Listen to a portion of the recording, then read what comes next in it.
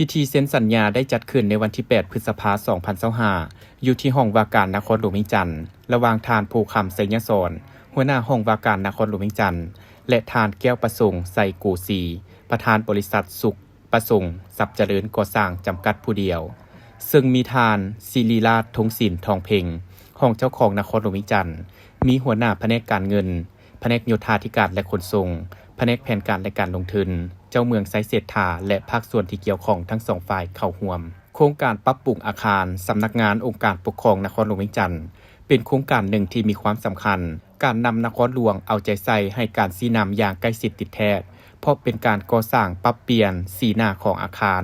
สภาพในปัจจุบันหันหน้าให้ไปใส่ส่วนประตูใส่ภาคขยายระยะที่1ซึ่งกงกันข้ามกับสำนักงานนายกรัฐมนตรีเพื่อให้มีความกลมกลืนปรับปรุงทัศนียภาพสอดคล้องกับแผนพัฒนาตัวเมืองที่น่าอยู่ตามทิศสีเขียวยืนยง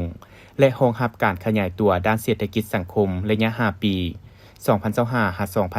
2025-2030 และในต่อหน้าซึ่งหากโครงการนี้สำเร็จจะเป็นการสร้างใบหน้ายกสูงบทบาทสำนักงานองค์การปกครองนครหลวงเวียงจันทน์ในฐานะเป็นสถานที่ทางราชการที่สำคัญตั้งอยู่ใจกลางของนครหลวงเฮ็ดให้สำนักงานมีความโดดเด่นทันสมัยและสวยงาม